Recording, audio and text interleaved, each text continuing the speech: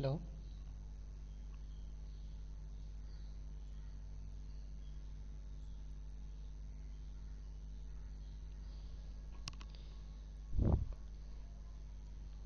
Hello.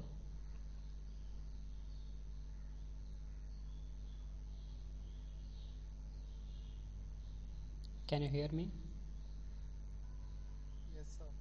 Okay, so I think मुझे अभी start करना चाहिए।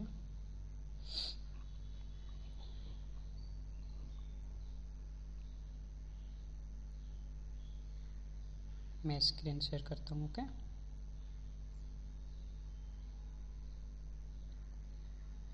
हम जिस बुक से पढ़ाएंगे वो एसी कैरमोड की है।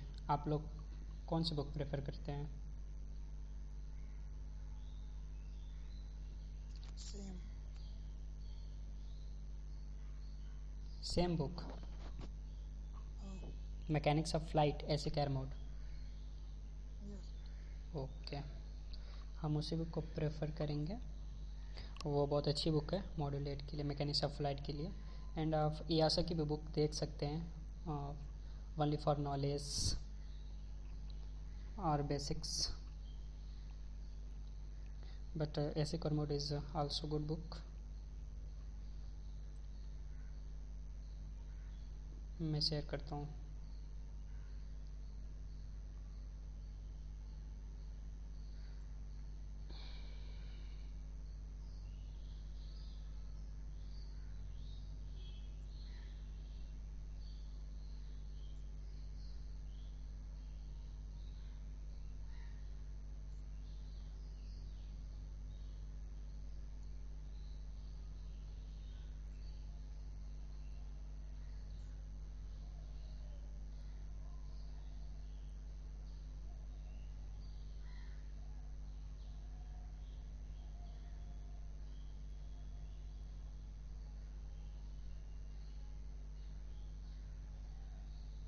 स्क्रीन शेयर हो रही है?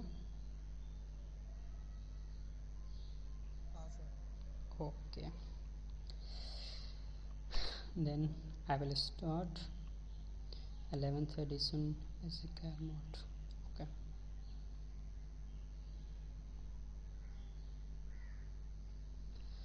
इसमें 13 चैप्टर्स हैं। फर्स्ट चैप्टर से हम लोग स्टार्ट करेंगे, जो कि बहुत बेसिक है। आप लोगों ने 11th-12th में स्टडी किया होगा। 11th में फर्स्ट है mechanics, flying and mechanics, the flight and maneuvers of an airplane, providing glorious example of principle of mechanics. However, this is not a book on mechanics, it about flying. ये first line not बहुत basic ऐसा है। इसमें ये बोल रहा है कि ये बुक मैकेनिक्स की तो बुक नहीं है, बट ये फ्लाइंग की बुक है, बट थोड़ी सी आपको बेसिक अंडरस्टैंडिंग कराएगा लॉ के बारे में। सो फर्स्ट आपने ये पढ़ा होगा, जिसमें हमें काफ़ी आपको चीज़ें बताने की ज़रूरत नहीं है, बट फिर भी हम एक बार आपको रिवाइज़ करा देते हैं। द फर्स्ट फोर्स आप जानते हैं, किसी भी ऑब्जेक्ट की प्लेस को या फिर उसके पोजीशन को चेंज करना या फिर चेंज करने की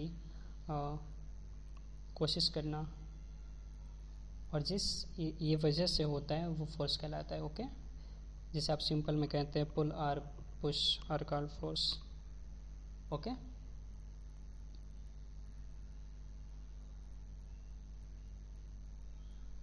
all of you hear me? Sir. Yes. Okay, then force में थ्री लॉ होते हैं फोर्स के, न्यूटन के 3 नियम हैं। मोशन के नियम है, मोशन के 3 लॉ है, जो कि उसको हम स्टडी करेंगे। वैसे यहाँ पे फर्स्ट लॉ आई थिंक यहाँ पे दिया है। फर्स्ट लॉ कहता है कि this is effective simple statement of there are two type of force can act on a body. यहाँ पे बोल रहा है externally applied mechanical force such as simple push और पुल, या फिर so called body force such as caused by attraction of gravity and electromagnetic and electrostatic field। कह रहा है कि दो तरह के फोर्स यहाँ पे बता रहा है, डिफाइन कर रहा है। एक तो मैकेनिकल फोर्स जो कि पुश या फिर पुल जिन्हें हम कहते हैं। और एंड सेकेंड जो फोर्स में एग्जांपल में आपको बता रहा है, जो ग्रेविटी है, जो हमारी ग्रेविटेशनल फोर्स है, इलेक्ट्रोमैग्नेटिक फोर्स है एंड इलेक्ट्रोस्टैटिक फोर्स है। तो ये फोर्स के बारे में बता रहा है। And external force relevant to the mechanics of flight. Mechanics of flight में जो एक्सटर्नल जो फोर्स की बात कर रहा है, यहाँ पे जो एक्सटर्नल फोर्स की बात कर रहा था, इसमें जो मैकेनिक ऑफ फ्लाइट में जो फोर्स होगी, थ्रस्ट होगी, ड्रैग होगा, एंड देन ये फोर्स होंगी। तो फर्स्ट लॉ का मोशन ये कहता है कि अगर कोई बॉडी, यहाँ पे देख लीजिए first law, any object that is at rest will stay at rest unless acted upon by some force. कह रहा है कि अगर कोई बॉडी अगर रेस्ट में है तो रेस्ट में ही रहेगी, और इफ़ इन मोशन तो वो मोशन में ही रहेगी तब तक जब तक कि उस पर कोई एक्सटर्नल फोर्स अप्लाइड ना हो। ओके, ये आपका फर्स्ट लॉ ऑफ मोशन हो जाता है।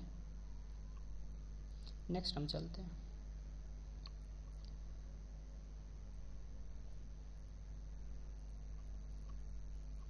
मास, the mass of an object can be loosely describe a quantity of matter in it. यही मास होती है कि कितनी क्वांटिटी है उस मैटर की, दो जिसे हम मास में मेजर करते हैं। The greater mass of an object the greater will be force required to start it moving and rest or change its speed or already moving.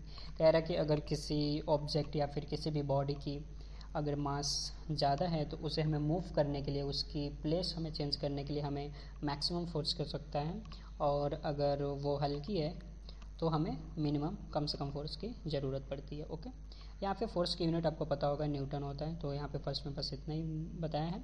और जो कि हम लोग एसआई यूनिट में तो न्यूटन पढ़ते हैं। एंड आपका जो एलबीएस सिस्टम, जैसे हम ब्रिटिश सिस्टम कहते हैं, जो ब्रिटिश सिस्टम है और उसमें एलबी पाउंड फोर्स लगाते हैं। एलबीएस सिस्टम जैसे कहते हैं फुट पाउंड सेकेंड, तो उसके अकॉर्डिंग फोर्स को यहाँ पे पाउंड के रूप में लिया गया है, pound force LBF. In the imperial और फेडरल सिस्टम या फिर ब्रिटिश सिस्टम भी हम कहते हैं। ब्रिटिश सिस्टम में फोर्स को या फिर मास को हम पाउंड में टेक करते हैं, फुट पाउंड सेकेंड, और जो हमारा लेंथ होता है उसे हम फुट में मेजर करते हैं। और सेकेंड कॉमन होता है, जो टाइम होता है वो सारे सिस्टम में कॉमन है। नेक्स्ट जो हमारा मोमेंटम है, मोमेंटम क्या होता है कि mass into velocity is called momentum. Simple to understand it, mass into velocity. The quantity of decide the difficulty in stopping a body, it is its momentum. ये simple सा एक डिफाइन कर रहा है कि वह क्वांटिटी, फोर्स की वह क्वांटिटी कि जो बॉडी को हमें स्टॉप करने की है ना, उसे हमें रोकना है, तो उसके मोमेंटम को डिक्रीज करने के लिए। सौरभ, अच्छा आवाज़ स्लो आ रही है क्या सबको? हेलो हेलो, हाँ sir. okay, it's okay then. To change the momentum of body or even a mass of air, it is necessary to apply the force. कह रहा है किसी भी बॉडी की मोमेंटम को हमें चेंज करना है, मोमेंटम m इंटू वी, जो इसका कंबाइंड इफेक्ट होता है मोमेंटम मास इंटू वेलोसिटी का। अगर हमें किसी बॉडी के मोमेंटम को चेंज करना है तो कुछ याग्निक टू एवरीवन वेलोसिटी से डिस्टेंस। ओके, तो देखिए अगर किसी भी बॉडी के मोमेंटम को हमें चेंज करना है तो हमें फोर्स की आवश्यकता है। फोर्स हमें बढ़ानी होगी या फिर घटानी होगी अगर हमें चेंज वेरिएशन लाना है। तो ये सिंपल सा कह रहा है कि फोर्स क्या होता है, rate of change of momentum. एक तरह से फोर्स को हम ऐसे भी डिफाइन कर सकते हैं, और जस्ट कि आपका जो फर्स्ट लॉ था वो rate of change of momentum इसके बेस पे था, बट सिंपल में आप लोग याद किए होंगे force is equal to mass into acceleration. I am right? Okay, हाँ, तो फोर्स आप सिंपल सा F equal to M A कहते हैं, मास इनटू एक्सेलरेशन। बट जो कि रियलिटी में जो साइंटिस्ट न्यूटन ने जो फोर्स को डिफाइन किए थे वो rate of change of momentum के बेस पे फोर्स को डिफाइन किए थे। उन्होंने ये एप्लीकेशन दिया था कि ऐसे delta P upon delta T equal to force. उन्होंने फोर्स को ऐसे डिफाइन किया था। ओके, तो ये rate of change of momentum, और तो ये फोर्स को उन्होंने ऐसे डिफाइन किया था। तो मोमेंटम इज इक्वल टू क्या हो सकता है, फोर्स इनटू टाइम। ओके, या आप फार्मूले को सॉल्व करेंगे तो आपका F equal to M A ही बन जाएगा, क्योंकि P इक्वल टू क्या हो जाता है, देखिए हम बना के दिखाते हैं आपको, delta P upon delta T equal to force. अब हम आपको F equal to M A बना के दिखाते हैं इससे। तो डेल्टा P को हमने लिख दिया M इंटू ए को, एक्सेलरेशन को हम लिख सकते हैं V upon T,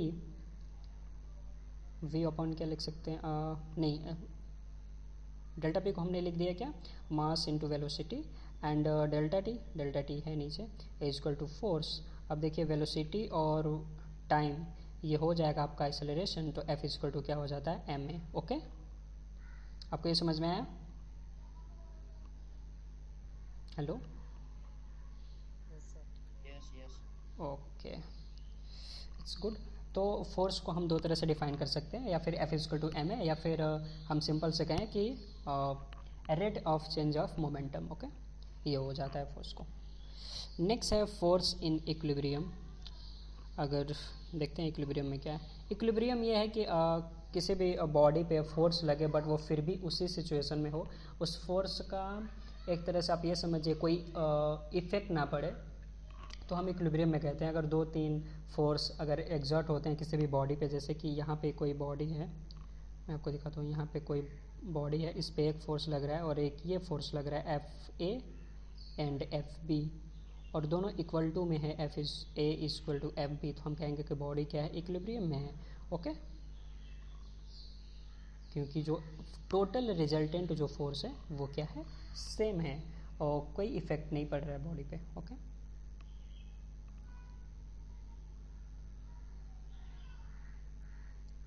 next force not equilibrium.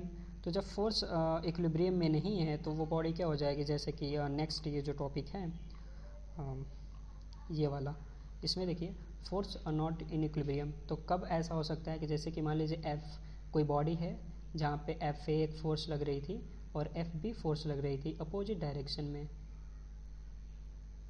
तो FA is equal to not FB, force दोनों का इक्वल नहीं है। देन हम इफ़ लेट करते हैं कि FA greater than FB, then क्या होगा कि बॉडी का डायरेक्शन किधर होगा, फोर्स B के डायरेक्शन में। ओके, होगा ना। इफ़ FA ग्रेटर देन है FB से, तो बॉडी का डायरेक्शन किधर होगा, मोशन उसका किस साइड होगा, FB के डायरेक्शन में। आपको समझ में आ रहा है?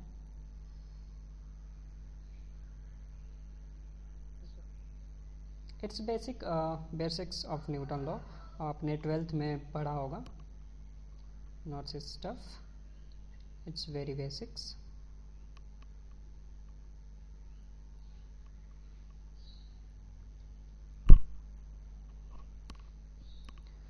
So second law of Newton में हमने आपको बता दिया कि सेकेंड लॉ ऑफ न्यूटन यही था, rate of change of momentum इस यही था आपका न्यूटन का सेकेंड लॉ। बट आप ऐसे पढ़ते हो F इक्वल टू M है, जिसमें आप कहते क्या हो कि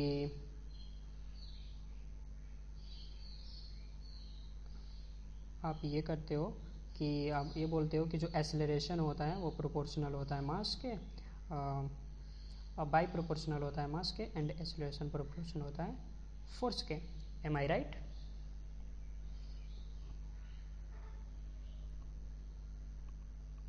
आई reply, give a response. Okay, आप लोग रिस्पॉन्स दिया करिए, अदरवाइज पता नहीं चलता है कि कोई कुछ कह रहे हैं क्या चैट में, anyone, what is velocity.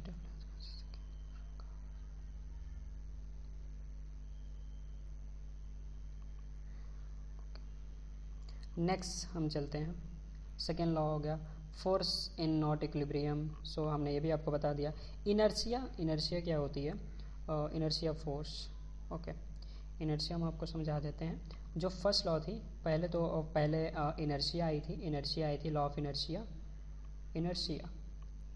Inertia क्या है, किसी एक बॉडी की ऐसी प्रॉपर्टी है जिसकी वजह से वो अपने स्टेट को चेंज नहीं होने देना चाहती है। हाँ, आपको ये बात पता है? इनर्शिया क्या है, किसी भी बॉडी की एक ऐसी प्रॉपर्टी है जिसकी वजह से वो अपने स्टेट को चेंज नहीं होने देना चाहती है। जिस स्टेट में है वही स्टेट में वो रहना चाहती है, वही बॉडी की इनर्शिया होती है। इनर्शिया प्रोपोर्शनल होती है मास की। अगर मास ज़्यादा हो तो इनर्शिया, मतलब एक तरह से कहेंगे उसमें इनर्शिया की प्रॉपर्टी ज़्यादा है, क्योंकि उसके स्टेट को चेंज करने के लिए हमें फोर्स की ज़्यादा की आवश्यकता है। ओके, तो इनर्शिया प्रॉपर्टी किस वजह से आती है? Mass of the body. Okay, तो जो इनर्शिया, जो लॉ दिया था इनर्शिया का, वो दिया था पहले गैलीलियो ने, बाद में वो फर्स्ट लॉ का रूप ले लिया, तो न्यूटन ने फर्स्ट लॉ दिया। It's very simple. आपको समझ में आ रहा है? Give response. हेलो, ओके, सब कोई रिप्लाई करे एक बार। ओके, या देन इट्स गुड, अगर आपको समझ में आ रहा है देन।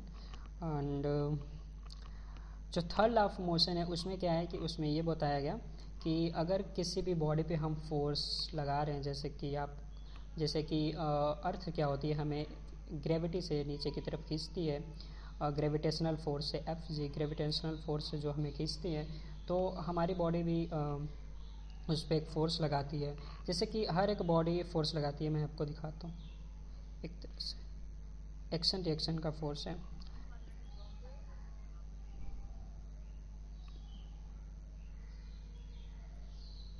जैसे कि मैं आपको एग्जांपल देता हूँ, स्विमिंग क्या है, एक तरह से आपका थर्ड लॉ ऑफ मोशन पे। थर्ड लॉ ऑफ मोशन क्या कहता है कि अगर हम किसी ए बॉडी पे फोर्स लगाते हैं तो ये बॉडी भी हम पे उतना ही फोर्स अप्लाइड करती है जितना कि हम उस पे फोर्स लगाते हैं। Okay,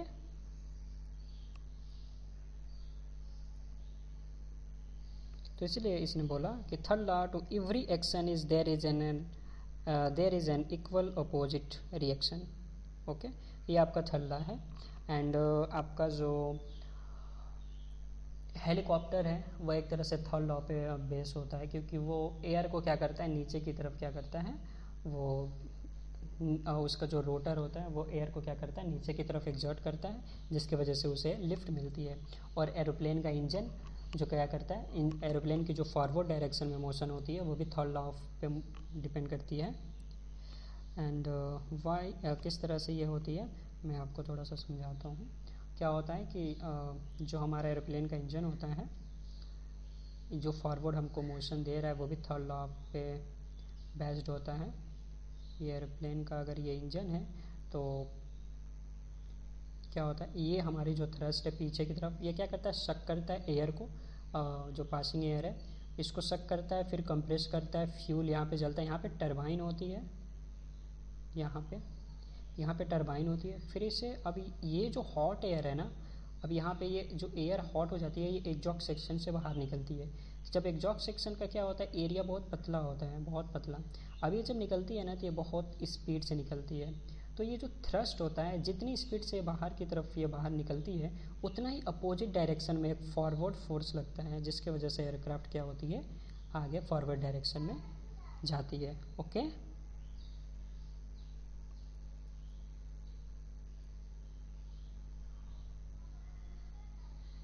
okay, it's produce high velocity. Okay, okay, आपको समझ में आ रहा है? ओके, देन हम आगे चलते हैं। ये बहुत सिंपल सा बेसिक्स है जो आप बहुत आसानी समझ सकते हैं। नेक्स्ट जो हमारा टॉपिक होगा, इनर्शिया कंप्लीट हुआ आपका। Next, weight. What is the weight? So हम कहते हैं कि ग्रेविटी जो हमारी होती है, फोर्स जो हमारी अर्थ है, वो जिस एक्सेलरेशन से हमें अपनी तरफ खींचती है उसको, और अपने हम मास के जब मल्टीप्लाई कर देते हैं तो हमारा वेट आता है, उसको हम वेट कहते हैं। ओके, सिंपल है कि जो ग्रेविटी है, क्या बोलते हैं, acceleration of gravity, and cross कर सकते हैं, उसको मल्टीप्लाई कर दें अपने मास से तो क्या आता है, वेट आता है, उसे हम वेट कहते हैं। या फिर हम सिंपल सा एफ वी से कह सकते हैं, वो एक तरह से फोर्स ही है। या फिर आप ये कह सकते हैं कि जिस फोर्स से हमें वो अपनी तरफ खींचती है अर्थ, उसी फोर्स को हम क्या कहते हैं, वेट कहते हैं। ओके, सिंपल है। एंड ये क्या है, सेकेंड ये है जो ग्रेविटेशनल फोर्स का इक्वेशन है। इसमें क्या हुआ, न्यूटन ने ये बताया कि जो जितने भी हमारे यूनिवर्स में पार्टिकल हैं वो सारे पार्टिकल एक दूसरे की तरफ आकर्षित होते हैं या फिर रिपल्सन होता है। तो आकर्षण या फिर अट्रैक्शन या फिर रिपल्सन होता है, वो उनके अंदर ये प्रॉपर्टी होती है और इस प्रॉपर्टी को हम ग्रेविटेशनल प्रॉपर्टी या कहते हैं, ग्रेविटेशनल फोर्स कहते हैं, जिसकी वजह से ये एक दूसरे से आकर्षित होते हैं या फिर रिपल करते हैं। और इससे ज़्यादा हमें इसमें बेसिक में नहीं जाना है कि अब हमें ग्रेविटेशनल कर्व के बारे में नहीं पढ़ना है कि वाई ये फोर्स प्रोड्यूस किस वजह से होती है, क्यों एक बॉडी दूसरे बॉडी को अपनी तरफ खींचती है। हमें ये नहीं पढ़ना है, हमें इसको समझने के लिए ग्रेविटेशनल कर्व के बारे में स्टडी करनी पड़ेगी, बट हमें ये नहीं पढ़ना है यहाँ पे।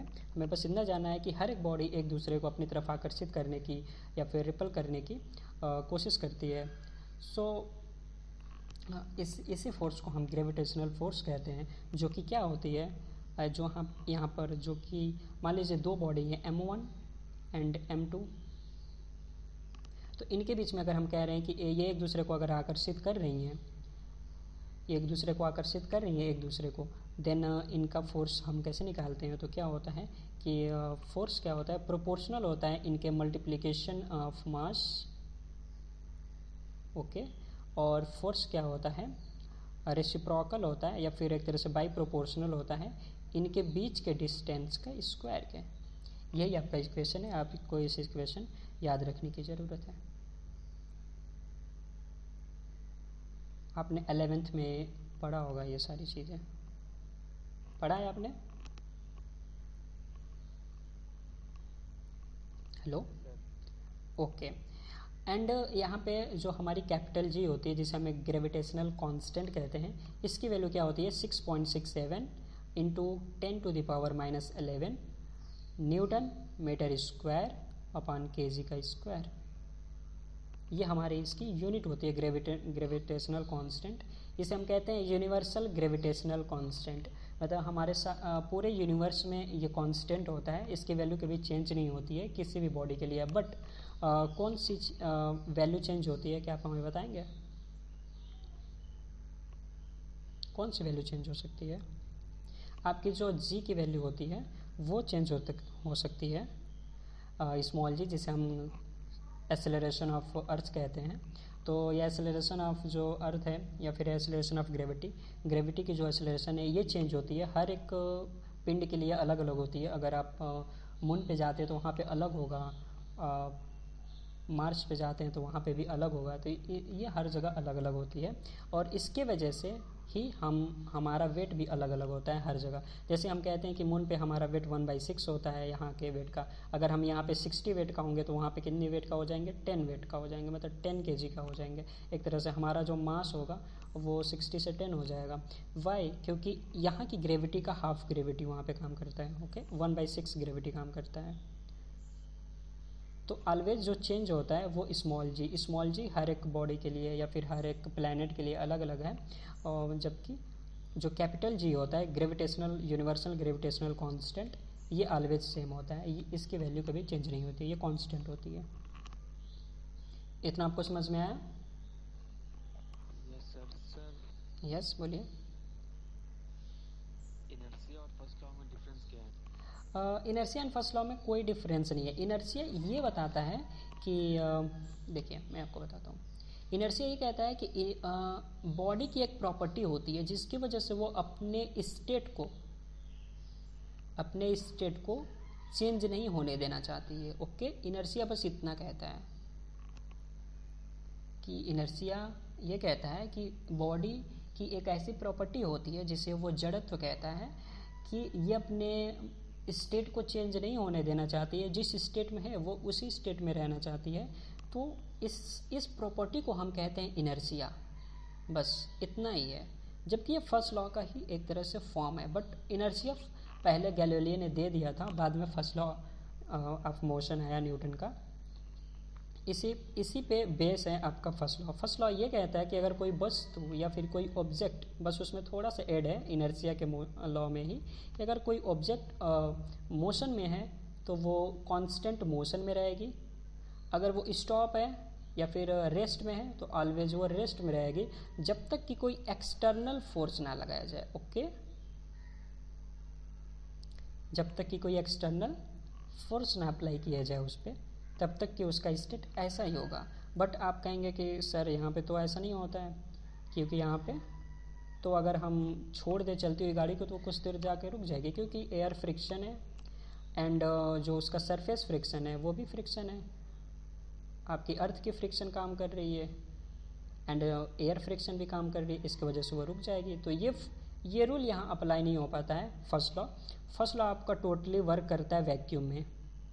ओके, आप यूनिवर्स में चले जाते हैं या फिर अपने ग्रेविटी एरिया से बाहर चले जाते हैं, अपने एटमॉस्फेरिक एरिया से, तो उधर वैक्यूम है, तो वैक्यूम में आप जाएंगे तो वहाँ पे ऐसा ही होता है, वहाँ पे ये लॉ अप्लाई हो जाता है, मतलब ये टोटली वर्क करता है। जैसे कि आपने जितने भी सैटेलाइट के नाम सुना है, जितने भी सैटेलाइट हैं उनको फोर्स थोड़ी दिया जाता है, उसको बस एक बार फोर्स दिया जाता है। यहाँ से रॉकेट लॉन्च होती है और वो जिस, मान लीजिए कि अर्थ जो हमारी है, अर्थ की फर्स्ट ऑर्बिट में अगर हमें सैटेलाइट लगानी है तो फर्स्ट ऑर्बिट में लेके जाएगा उस सैटेलाइट को और एक मोशन देगा, फॉरवर्ड मोशन। ओके, जैसे फॉरवर्ड मोशन मिलता है वो एक उस ऑर्बिट पे ऐसे रोटेट करने लगती है और वो कांस्टेंट रोटेट करती रहेगी। क्यों? क्योंकि हमारा फर्स्ट लॉ कहता है कि अगर कोई बॉडी मोशन में है तो वो ऑलवेज मोशन करती रहेगी, तो वो ऑलवेज मोशन करती रहेगी, फिर वो स्टॉप नहीं होगी। इस तरह से हमारा सैटेलाइट काम करता है। अब बाकी जो इसके इलेक्ट्रिकल पावर है वो सोलर पैनल से मिल जाते हैं, बाकी उसमें जो मशीन्स आ रहे हैं वो ऑपरेट होते हैं बैटरीज एंड सोलर पैनल से। ओके, तो जो आपका फर्स्ट लॉ होता है वो वैक्यूम में काम करता है, यहाँ पे नहीं काम कर सकता है क्योंकि यहाँ पे air friction and ground friction है। एंड फर्स्ट लॉ भी आपके वैक्यूम पे काम करता है। आप ये थर्ड लॉ भी आपका वैक्यूम पे काम करता है, क्योंकि थर्ड लॉ कभी कभी लोग कंफ्यूज हो जाते हैं थर्ड लॉ में कि थर्ड लॉ तो वैक्यूम पे काम नहीं करेगा, बट ऐसा नहीं है, थर्ड लॉ भी वैक्यूम पे काम करेगा, क्योंकि थर्ड लॉ इस पर डिपेंड करता है कि बॉडी से जो ये गैस, एग्जॉस्ट गैस निकलती है, इसकी स्पीड क्या है, इसकी स्पीड के बेस से ही फॉरवर्ड मोशन हमें मिलता है। ओके, तो जब तक कि ये निकलेगी एग्जॉस्ट गैस तब तक हमें फॉरवर्ड मोशन मिलता रहेगा रॉकेट को। इसकी वजह से थर्ड लॉ भी हमारा यूनिवर्स में काम करता है। एंड थर्ड लॉ में हमने बता दिया कि जो बर्ड्स फ्लाई करते हैं वो भी थर्ड लॉ ऑफ मोशन है, स्विमिंग भी थर्ड लॉ ऑफ मोशन है। और जो बर्ड्स फ्लाई करके अगर पंख घुमाना, एक तरह से आप कह सकते हैं पंख घुमाना, अगर वो बंद कर देती हैं, फिर भी आपने देखा होगा जैसे कि ईगल वो अपना पंख ऐसे फैलाया रहता है थोड़ा सा घुमा करके, वो मोमेंटम होती है। वो मोमेंटम की वजह से ईगल बिना पंख घुमाए भी काफ़ी देर तक फ्लाई कर सकता है। ओके, तो एक तरह से मोमेंटम होती है। और उसका एरोडायनेमिक, उसके विंग्स का, उसका जो पंख है उसका एरोडायनेमिक्स इतनी अच्छी है जिसकी वजह से काफ़ी देर तक वो फोर्स या फिर एयर पे वो फ्लाई कर सकता है एक तरह से, और मोमेंटम की वजह से वो फ्लाई करता है। लेकिन फिर भी आपने देखा होगा कि अगर वो फ्लाई कर रहा है तो वो धीरे धीरे नीचे आता है, धीरे धीरे नीचे आता है, धीरे धीरे, अचानक से नहीं गिरेगा, धीरे धीरे नीचे आएगा। और जब देखता है अगर उसकी हाइट कम होती है तो फिर वो पंख अपना घुमाते हैं और फिर वो हाइट पकड़ लेता है। ओके, या देन अभी ये सेशन 10 मिनट में बंद हो जाएगा, क्योंकि इसका इशू है थोड़ा सा, 40 मिनट्स पे बार बार ये क्लोज हो जाता है, तो फिर हम इससे रीस्टार्ट करेंगे। ओके, आप लोग जस्ट ज्वाइन कर लीजिएगा।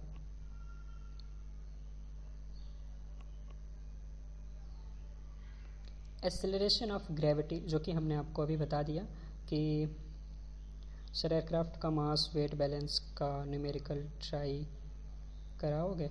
या ज़रूर, अगर आप चाहते हो तो मैं ट्राई करवा दूंगा आपको। देखिए, हमने ग्रेविटी बता दिया कि पृथ्वी जो होती है, जो अर्थ होती है ना, वो हमें अपनी तरफ खींचती है, पुल करती है, अट्रैक्ट करती है। जिस क्या कह रहे हैं sir? Maximum take off weight वो एक लिमिट होती है जिसे हम MTOM कहते हैं। MTOM ये एक लिमिट है कि हमारा एरोप्लेन कितना मास लेकर के फ्लाई कर सकता है। ओके, टेक ऑफ कर सकता है। एंड आपको याद रखना चाहिए जो मैक्सिमम लैंडिंग ऑफ वेट जो होता है ना, मैक्सिमम टेक ऑफ वेट ये हो गया MTOW, और जो मैक्सिमम लैंडिंग ऑफ वेट जो होती है वो always maximum take off weight से कम होती है। अगर मैक्सिमम टेक ऑफ वेट के इतना अगर लैंडिंग वेट हुई तो आपका हार्ड लैंडिंग होगा एक तरह से। एयरक्राफ्ट ज़्यादा वेट लेकर के फ्लाई तो कर सकता है बट लैंड उसी वेट से नहीं कर सकता है, ओके, क्योंकि उसे फोर्स लगेगा, बहुत ज़ोर का झटका लगेगा एयरक्राफ्ट को, तो वो पूरा उखड़ सकता है, ब्रेक कर सकता है बीच से। तो ऑलवेज जो उसका लैंडिंग वेट होता है वो कम होता है और टेक ऑफ वेट क्या होता है वो ज़्यादा होता है, ओके। तो मैक्सिमम टेक ऑफ वेट ये होता है कि एयरक्राफ्ट कितना वेट विद फ्यूल का वेट भी और पैसेंजर और कार्गो का वेट टोटल इंक्लूड करके कितना वेट ये लेकर के फ्लाई कर सकता है या फिर टेक ऑफ कर सकता है। आपने देखा होगा कभी कभी क्या होता है, हाँ, तो अगर वेट ज़्यादा रहे, जैसे कि अगर लैंडिंग करना है और वेट मैक्सिमम टेक ऑफ ज़्यादा कम नहीं है, मतलब कि मैक्सिमम लैंडिंग वेट जो मेरी लैंडिंग वेट होनी चाहिए वो लैंडिंग वेट नहीं है एयरक्राफ्ट की, ओके। अगर वो लैंडिंग वेट नहीं है जितना लैंडिंग वेट होना चाहिए, जिस रेंज में होना चाहिए, तो एयरक्राफ्ट क्या करता है, पैसेंजर को तो निकाल कर फेंकेगा नहीं, तो वो क्या करता है, कार्गो भी नहीं फेंक सकता है वो, हाँ, फ्यूल क्या करता है, वो क्या करता है, फ्यूल को डंप कर देता है। डंप वाल्व होते हैं जो फ्यूल जस्ट बाहर निकल जाते हैं, ओके। आपने देखा होगा ये चीज़ें, बस इतना ओके है। ओके, मैं क्या करता हूँ, इस सेशन को क्लोज करके फिर स्टार्ट करता हूँ, क्योंकि अभी ये आफ्टर 3 की जो अर्थ जिस फोर्स से हमें खींचती है या फिर जिस एक्सेलरेशन से अपनी तरफ खींचती है उसे हम क्या कहते हैं, acceleration of gravity, acceleration of earth या फिर acceleration due to gravity, okay. तो इसे हम स्मॉल जी से डिनोट करते हैं, सिंपल सा। और अगर हमें वेट निकालना है, अपनी वेट, हमारी वेट क्या है, मास और वेट में डिफरेंस होता है। मास क्या होता है कि जो क्वांटिटी, जितनी मैटर की क्वांटिटी आपके अंदर है वो मास डिफाइन करता है, ओके। एंड वेट क्या डिफाइन करता है कि वेट ये बताता है कि अर्थ कितने फोर्स से आपको अपनी तरफ खींच रही है। तो वेट क्या होती है, मास, आपकी जितना मास है एंड उसकी मल्टीप्लिकेशन ग्रेविटी से, एक्सेलरेशन से आप कीजिए, तो आपका ये मास होता है, आपका वेट आ जाता है, ओके। तो हमारा वेट क्या होता है कि कितनी फोर्स से अर्थ हमें अपनी तरफ खींचती है, ओके। कोई कुछ कह रहा था?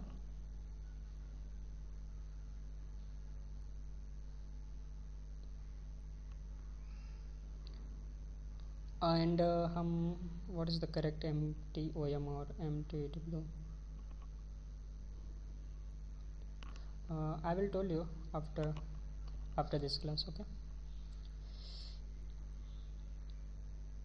यहाँ पे देखिए, यहाँ पे अब हमें एयरप्लेन के अकॉर्डिंग पढ़नी है, तो एयरप्लेन की एक एग्जांपल यहाँ पे दिया है कि ये एक एयरप्लेन है एंड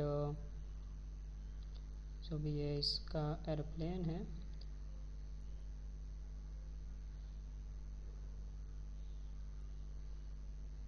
ओके। ये एक एयरप्लेन है और ये कह रहा है कि इसकी लिफ्ट ऊपर की तरफ है जो कि लगती है, और वेट, जो वेट है, तो आपका अगर लिफ्ट मिलना चाहिए या फिर ये एयर फ्लो में हो एरोप्लेन, तो सिंपल सा ये होना चाहिए कि जो आपका वेट है, वेट से ज़्यादा आपकी लिफ्ट होनी चाहिए, या फिर वेट और लिफ्ट दोनों सेम होनी चाहिए, तभी हमारी एरोप्लेन क्या होगी, एक तरह से और फ्लाई करेगी, ओके, बैलेंस होगा। अदरवाइज़ अगर इसका वेट ज़्यादा हो गया लिफ्ट से, लिफ्ट कम मिल रहा है और वेट ज़्यादा है, तो क्या होगा, इसकी जो हाइट है, एल्टीट्यूड है, वो क्या होगी, डिक्रीज होने लगेगी। तो ये सिंपल सा एक एग्जांपल है and nothing it is.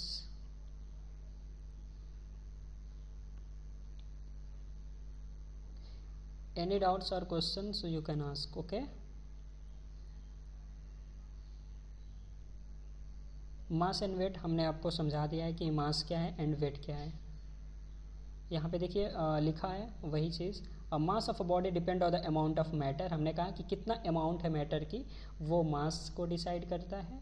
And wait क्या होता है कि किस फोर्स से जो अर्थ है आपको अपनी तरफ खींचती है, वही वेट होता है। तो हम उसे कैसे डिफाइन करते हैं, mass into acceleration of earth, okay. It's easy, it's not difficult. So ये हो गया यूनिट ऑफ, यूनिट इसकी निकालने की बात कर रहा है, तो हम यूनिट अभी तो हम measure quantity feet metre etcetera ये कह रहा है। एसआई यूनिट आपको सिंपल सा पता है कि अगर मास की एसआई यूनिट होती है तो क्या होती है, किलोग्राम। ओके, या फिर छोटा यूनिट आप लेंगे तो ग्राम हो जाएगा। एंड वेट की यूनिट क्या हो जाती है, तो वेट की मास की यूनिट लिखिए केजी। एंड ग्रेविटी के एक्सेलरेशन जी, स्मॉल जी की आप यूनिट लिखिए। स्मॉल जी की यूनिट क्या हो जाएगी आपकी, मीटर पर सेकेंड स्क्वायर। ओके, ये आपकी एसआई यूनिट हो जाएगी, जिससे आप कह सकते हैं न्यूटन कह सकते हैं। ओके,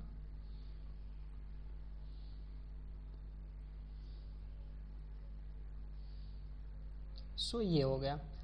एंड टेम्परेचर ऑफ, हाँ ये भी सारा वही यूनिट बता रहा है कि टेम्परेचर को कैसे हम मेज़र करते हैं। तो सेल्सियस, डिग्री सेल्सियस, केल्विन में भी हम मेज़र करते हैं। एंड केल्विन में बताया है कि 0 केल्विन स्केल 0 और 0 डिग्री सेल्सियस एग्जैक्ट सेम होता है केल्विन के 273 केल्विन। ओके, आपको केल्विन सेल्सियस और केल्विन और सेल्सियस स्केल के रिलेशन आपको पता है?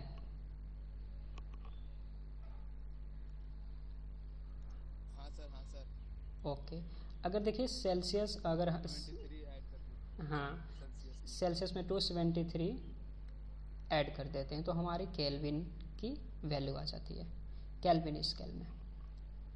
आपने ये सारा कुछ पढ़ा होगा, ये बहुत बेसिक है, इसमें हमें ज़्यादा कुछ आपको समझाने की ज़रूरत नहीं है।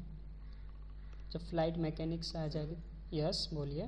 सर आपने बताया था sir maximum take off landing जो होता है, यस, इंक्रीज मतलब ज़्यादा होता है तो उस समय हम डिफ्यूल करते हैं। हाँ, फ्यूल करते हैं सर, वो मतलब यस, ऑयल को बाहर निकालते हैं या सर कि एक टैंक से दूसरे टैंक में ट्रांसफर?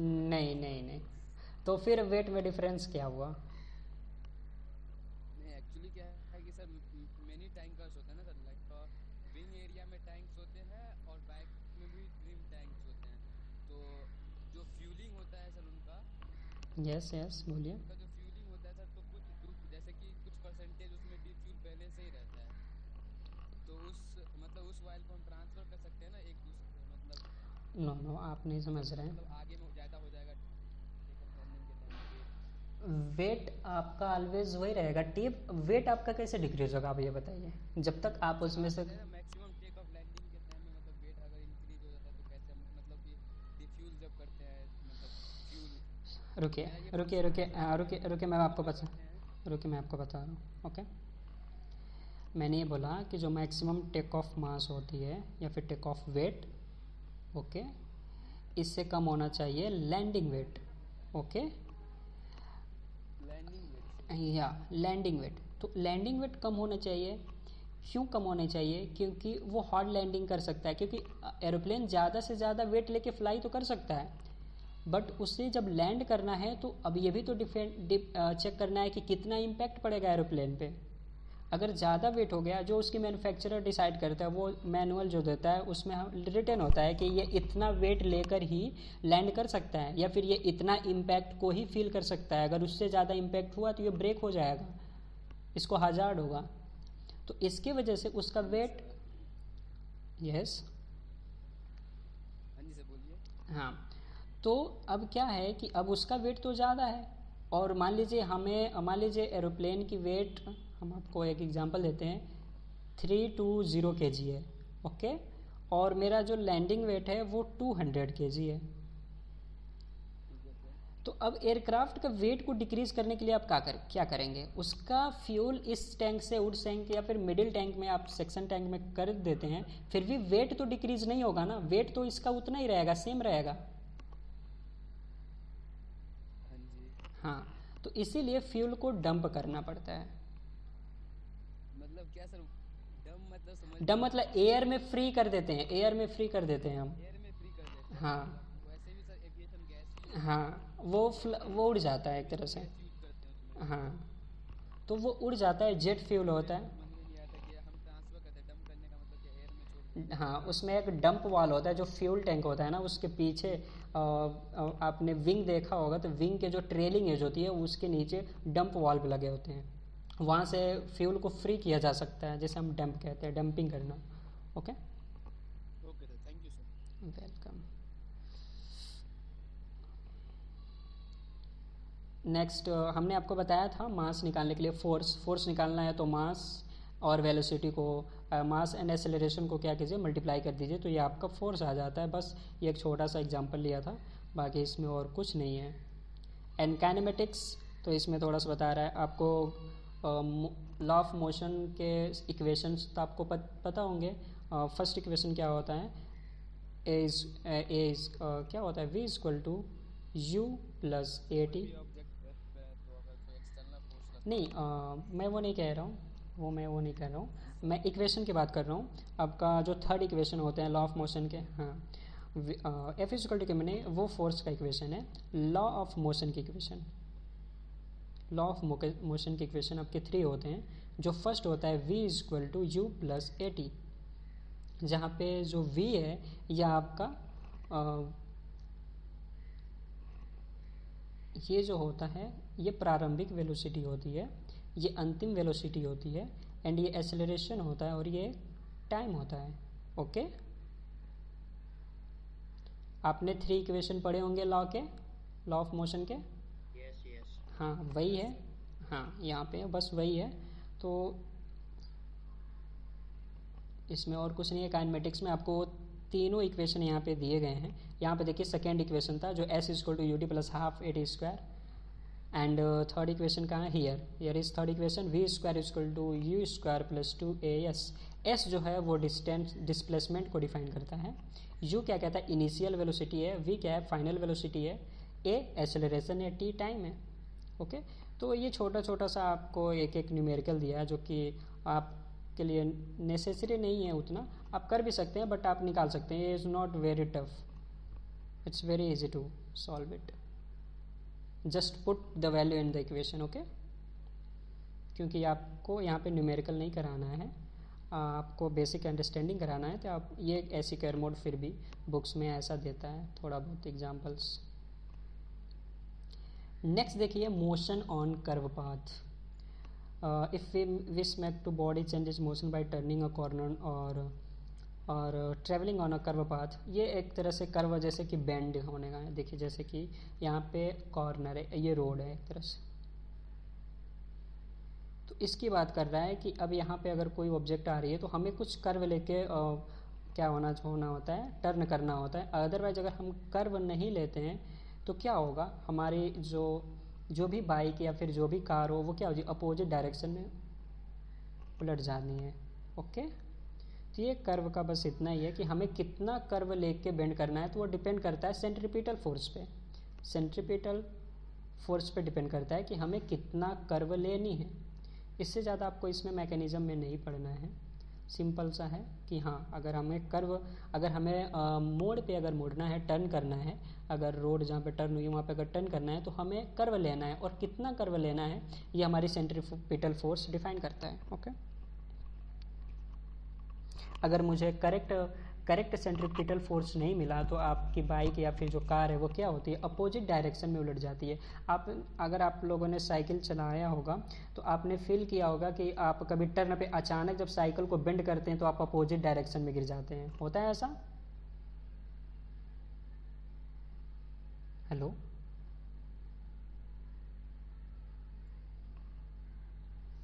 हेलो ओके आप लोग रिप्लाई किया कीजिए, हमें वेट करना पड़ता है आप लोग के रिस्पॉन्स के लिए। या तो आप लोग रिप्लाई किया करिए। एंड सेंट्रीपिटल क्या फोर्स होता है मैं उसको डिफाइन कर देता हूँ। सेंट्रीपिटल फोर्स मैं आपको दिखाऊँ, मान लीजिए ये कोई एक सर्कुलर पाथ है और यहाँ पे ये कोई बॉडी है ए जो कि मोशन कर रहा है ऐसे, ठीक है।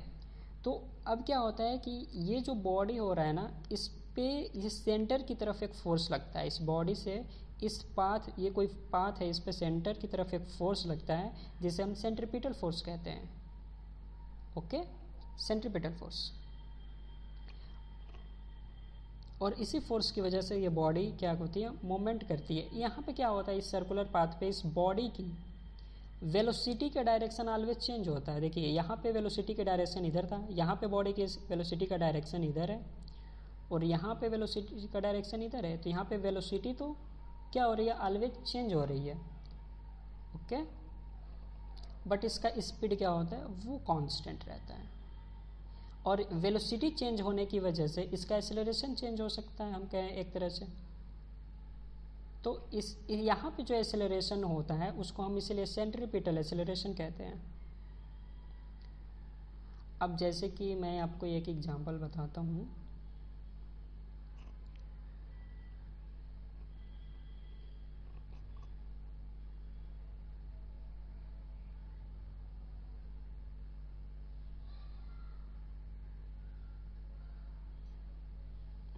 हेलो,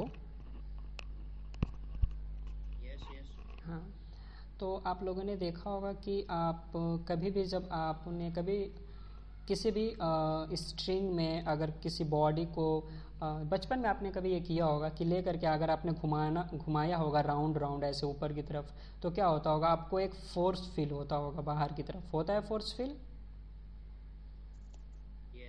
हाँ, तो इस फोर्स को हम कहते हैं सेंट्रीफ्यूगल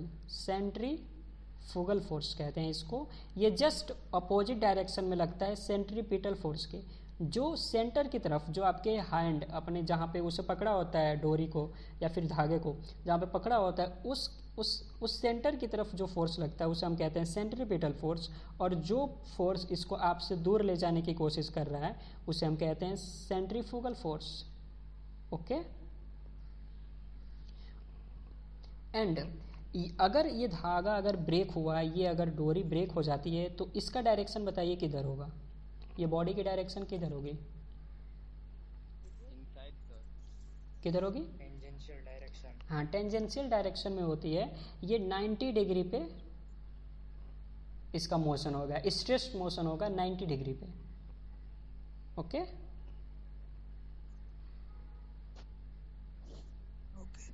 या अगर हमारी फोर्स आपकी जो अर्थ है, अर्थ और आपकी जो आपका सन है, इसके बीच का अगर ग्रेविटी अगर ब्रेक हो जाती है, एक तरह से कहिए ग्रेविटी जो ग्रेविटेशनल फोर्स है ये ब्रेक होती है, तो हमारा अर्थ भी 90 डिग्री पे मोशन, स्ट्रेट मोशन करके जाएगा। ये हुआ आपका सेंट्रीपिटल फोर्स। जिसे हम डिफाइन करते हैं, सेंट्रीपिटल फोर्स को कहते हैं, हम इसे यहाँ पे सॉल्व कैसे करते हैं, इस सेंट्रीपिटल फोर्स को हम लोग ऐसे लिखते हैं, F is equal to mv square upon r। ये आपका क्या है, सेंट्रीपिटल फोर्स है, ओके। हेलो,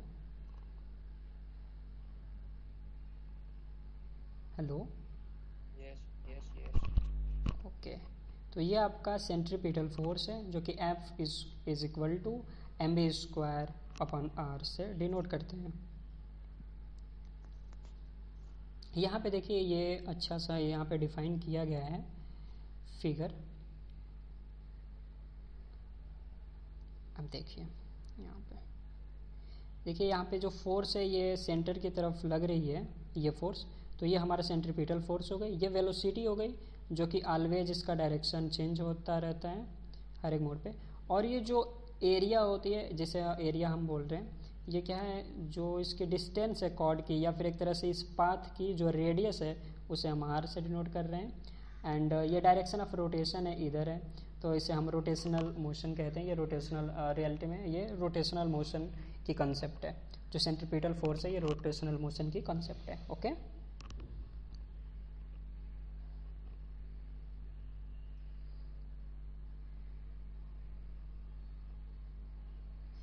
इसमें आपको ज़्यादा कुछ नहीं पढ़ना है। फिर सेंट्रीपिटल फोर्स पे एक छोटा सा न्यूमेरिकल की बात कर रहा है, जो कि just put the value in the formula, okay. Easily आपका यहाँ पे फाइंड हो जाएगा फोर्स। एंड नेक्स्ट क्या टॉपिक आता है आपका, आपको समझ में आ रहा है ये सारी चीज़ें, क्योंकि आप लोगों ने ये पढ़ी लिखी है, ओके। हेलो, सब लोग रिप्लाई कीजिए, ओके ओके। आपको समझ में आ रही है बिकॉज ऑफ, क्योंकि आपने ये सारी चीज़ें पढ़ी लिखी है। 10th-12th में. And here is the same.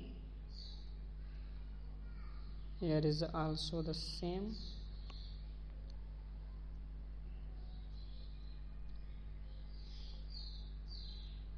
मैं आपको इसको एक एग्जाम्पल लेके बताता हूँ. यहाँ पे जो यहाँ पे है ये वाला, ये कह रहा है कि हम क्या कर रहे हैं, हॉरिजॉन्टल में मोशन कर रहे हैं. ये हॉरिजॉन्टल में है, आप इसे समझ रहे हैं.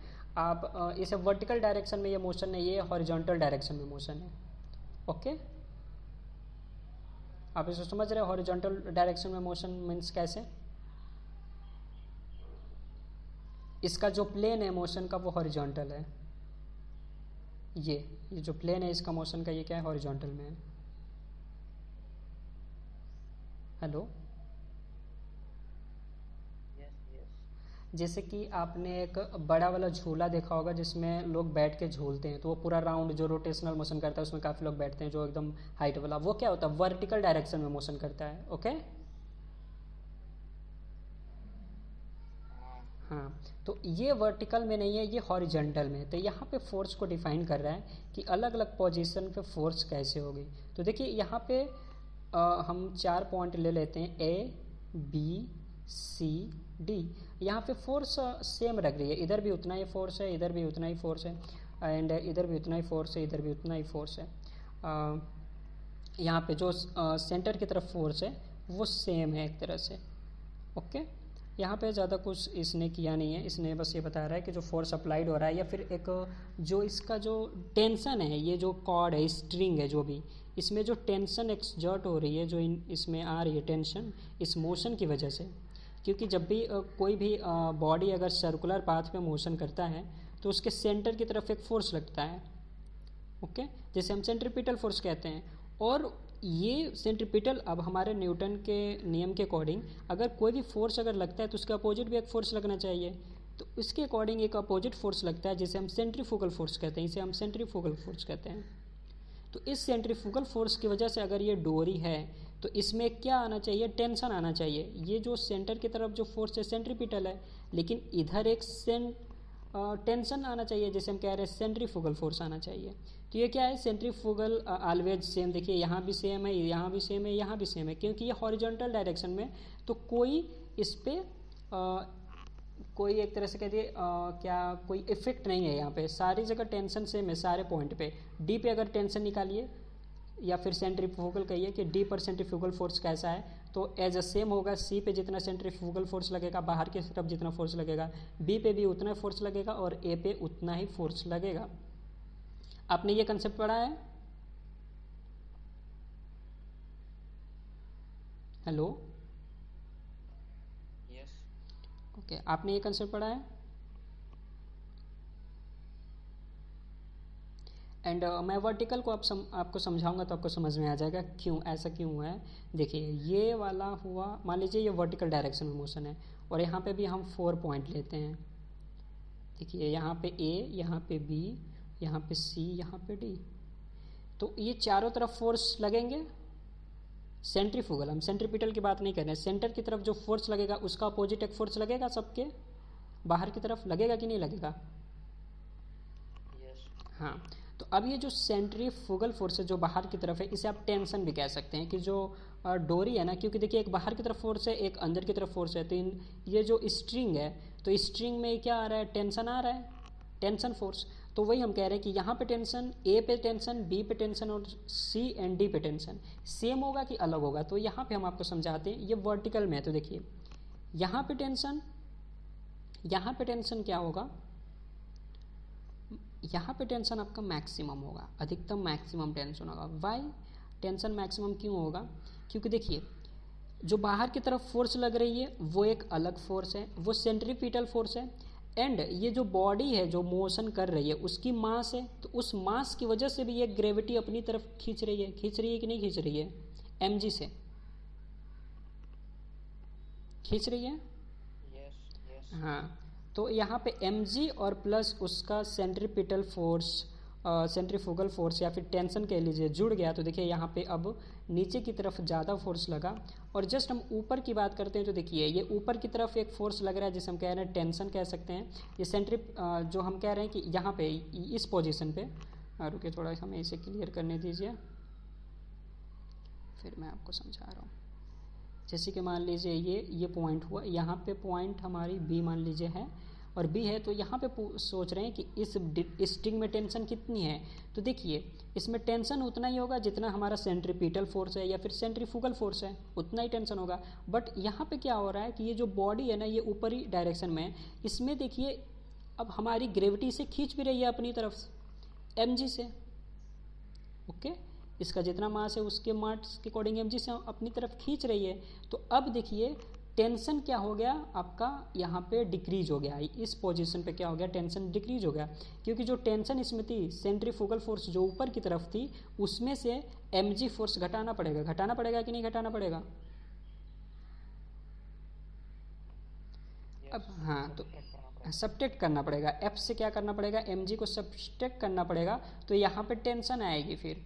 तो अब देखिए नीचे ऐड करना पड़ रहा था और ऊपर सब्ट्रैक्ट करना पड़ रहा है, इसलिए हमने कहा कि नीचे की तरफ अगर वर्टिकल पोजीशन में हमारा रोटेशनल मोशन है वर्टिकल में, तो नीचे की तरफ टेंशन क्या हो जाती है, मैक्सिमम हो जाती है, क्योंकि यहाँ पे ऐड हो जाता है ग्रेविटी का फोर्स एंड ऊपर की तरफ माइनस हो जाता है, तो टेंशन क्या हो जाता है, मिनिमम हो जाता है। ओके, बस यही आपको समझाना था।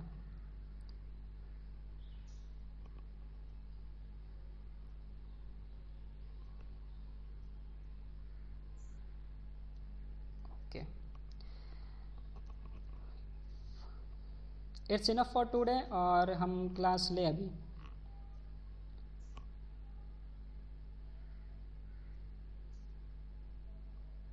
हेलो, कंटिन्यू रखे क्लास।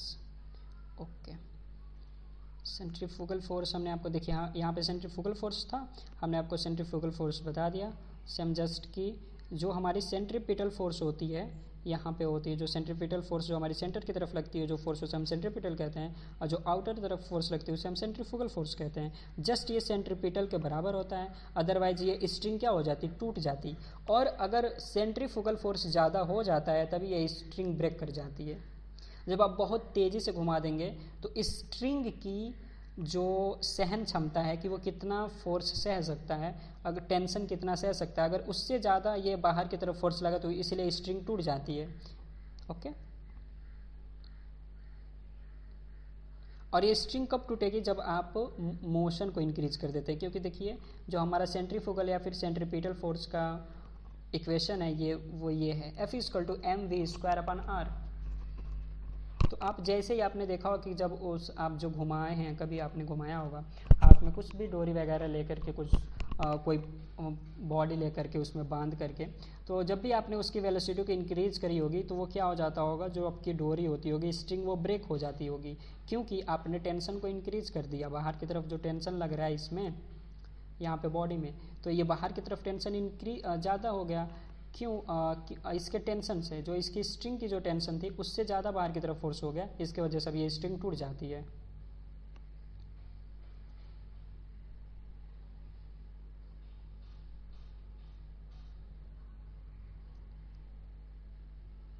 तो mechanics of flights, work power and energy. Work क्या होता है, work done by a force. Work done क्या होती है, वर्क के बारे में हम बताते हैं कि किसी भी बॉडी पे आप फोर्स लगा करके उसे कितना डिस्प्लेस किया, वही क्या होता है, उसका वर्क डन होता है। ओके, आपने पढ़ा होगा कि अगर किसी भी बॉडी को आपने फोर्स लगा करके उसे कुछ डिस्प्लेसमेंट किया, उसमें जितना डिस्प्लेसमेंट हुआ उसका मल्टीप्लिकेशन आप फोर्स में करेंगे तो वर्क डन आपका फाइंड आउट हो जाता है। और वर्क डन का यूनिट आप निकाल लीजिए, तो फोर्स का यूनिट न्यूटन एंड आपका ये डायमीटर, जो कि हमारा ये डिस्प्लेसमेंट है, डिस्प्लेसमेंट का यूनिट मीटर, तो आपका वर्क डन जो हो जाएगा, वर्क का आपका यूनिट एसआई यूनिट आपका हो जाता है न्यूटन मीटर। बट ये जो आपका डिस्प्लेसमेंट है ये 90 डिग्री पे नहीं होना चाहिए, क्योंकि आपका एक वर्क डन का एक ये फॉर्मूला आता है F= W equal to F D cos theta. तो देखिए अगर ये डिस्प्लेसमेंट 90 डिग्री पे होता है, मान लीजिए ये बॉडी है, ठीक है, हमने फोर्स ये लगाया F, ओके, और ये डिस्प्लेसमेंट इधर ना हो करके ऊपर की तरफ हुआ, ये 90 डिग्री पे डिस्प्लेसमेंट हुआ, तो हम कहेंगे कि वर्क डन 0 है, ओके, क्योंकि कॉस देखिए अब एफ की वैल्यू आपने पुट किया और डिस्प्लेसमेंट पुश किया, कितना डिस्प्लेसमेंट हुआ, एंड कॉस थीटा की वैल्यू 90 की क्या हो जाती है, वैल्यू 0 हो जाती है। तो कॉस थीटा जैसे ही 90 आप पुट करते हैं तो क्या हो जाएगा, वर्क डन आपका 0 हो जाएगा। इसलिए जो आपका डिस्प्लेसमेंट होना चाहिए वो 90 डिग्री पे नहीं होना चाहिए। अगर 90 डिग्री पे डिस्प्लेसमेंट मिलता है तो आप कहेंगे कि वर्क डन क्या हो गया, 0 हो गया। ओके, ये बात आपने पढ़ी होगी। हेलो,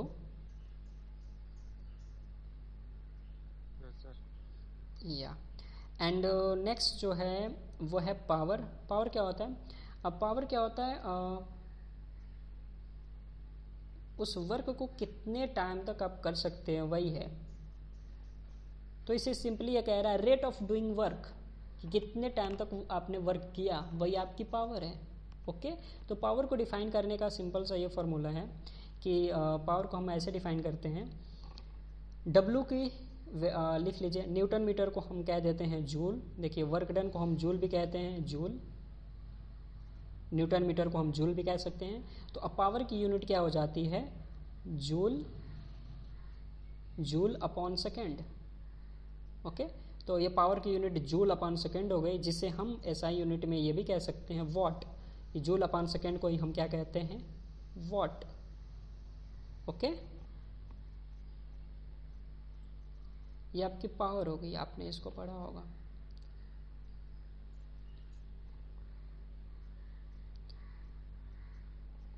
एंड एनर्जी क्या होती है, बॉडी के पास जो वर्क करने की जो एबिलिटी होती है ना, वही एनर्जी होती है। Okay, amount of energy is recognised amount of work. ये work, but work and energy same नहीं होती है, ये मतलब कि एक ही चीज़ नहीं होती है, इसमें थोड़ा सा डिफरेंस है। वर्क, एनर्जी क्या होती है, ability of doing work. Ability of doing work की क्या होती है, आपका एनर्जी होती है, एबिलिटी ऑफ डूइंग वर्क। जो उसकी एबिलिटी है, एनर्जी उसको डिफाइन करता है। नेक्स्ट टॉपिक क्या है, ये सारे आपने पढ़ा लिखा होगा। काइनेटिक एनर्जी यहाँ पे एक बात कर रहा है। काइनेटिक एनर्जी वहाँ डिफाइन होता है के जिसे हम कहते हैं।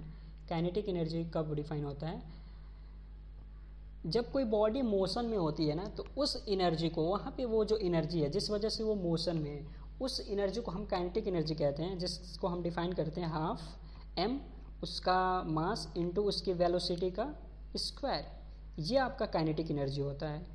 जिस वजह से कोई बॉडी मोशन में होती है उस वजह को आप कह सकते हैं कि काइनेटिक ऊर्जा है उस बॉडी में, और उसको डिफाइन करते हैं half mv square.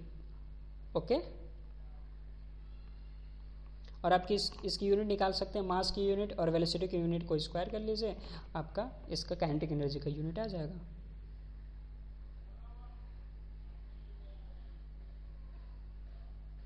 Hello,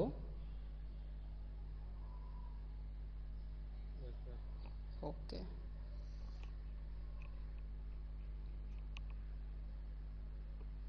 potential energy जो होती है, पोटेंशियल एनर्जी वो कई तरह से होती है। एक जो पोटेंशियल एनर्जी हम पढ़ते हैं कि अगर कोई ऑब्जेक्ट कुछ हाइट पे है, जिसे हम ग्रेविटेशनल पोटेंशियल एनर्जी एक तरह से कहते हैं, अगर कुछ हाइट पे है, मान लीजिए h पे है, तो इसकी एनर्जी कितनी, पोटेंशियल एनर्जी, तो हम कहते हैं इसकी मास, इसकी ग्रेविटी जो फोर्स लगा रही है, स्मॉल g एक्सेलरेशन इनटू इसकी h, ये पोटेंशियल एनर्जी डिफाइन करती है। एक तरह से पोटेंशियल एनर्जी ये कहते हैं कि स्टेट ऑफ एनर्जी, कि जिस स्टेट में है, अगर कोई बॉडी जिस स्टेट में है तो उसकी एनर्जी वही पोटेंशियल एनर्जी होती है। तो यहाँ पे लिख रहा है mechanical energy can exist in a more than one form, a weight that is high up can do work in descending and is said to process of potential energy और energy of position.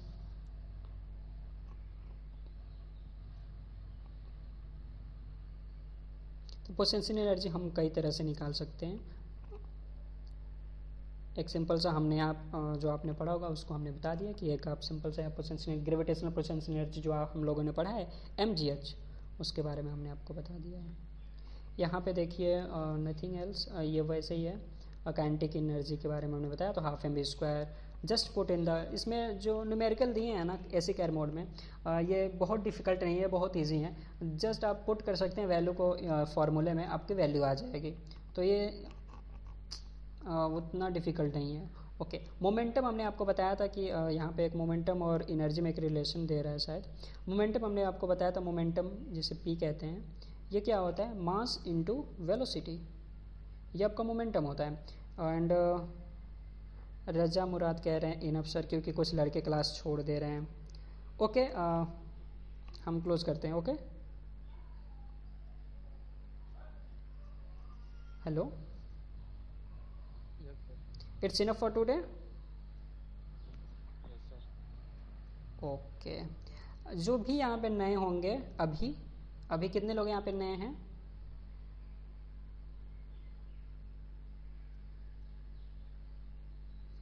क्या करेंगे ना, उनका मुझे कुछ detail चाहिए होता है, जो भी लड़के हम मेरे से क्लास करते हैं, उनका नेम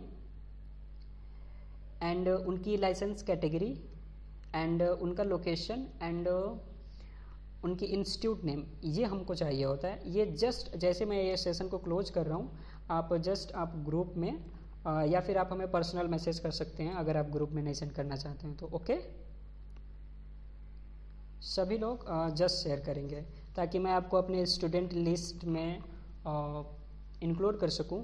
और मैं एक और आपको इन्फॉर्म कर देता हूं बात, कि जो भी टॉपिक हम यहाँ पे बताते हैं उन टॉपिक की हम एक नोट क्रिएट करते हैं कि इस टॉपिक में क्या क्या इम्पोर्टेंट टॉपिक थी, और वो जो डॉक्यूमेंट का जो लिंक है वो आपको इस आपका जो ग्रुप है मॉड्यूल 8 का, उसके डिस्क्रिप्शन में मिलेगा, और वो डेली अपडेट होगा। जैसे जैसे मैं जो जो टॉपिक कवर होता जाऊंगा वो अपडेट होता रहेगा, तो मैं इसलिए डिस्क्रिप्शन में लिंक देता हूँ ताकि मुझे बार बार अपडेट करने की सेंड करने की ज़रूरत ना पड़े, क्योंकि मैं अपडेट कर दूंगा तो आप वहाँ से उसे देख सकते हैं। ओके, और स्टूडेंट लिस्ट भी आपको वहाँ पे मिल जाएगा, तो जैसे ही मैं अपडेट करूँ स्टूडेंट लिस्ट, आप लोग चेक कर लीजिएगा कि आप लोग का उसमें नेम है या नहीं है। ओके, तो आपको ग्रुप के डिस्क्रिप्शन में मिलेगा। ओके देन फाइन, फिर क्लास को बंद करते हैं। Okay, all of you welcome, thanks for giving your time, bye bye.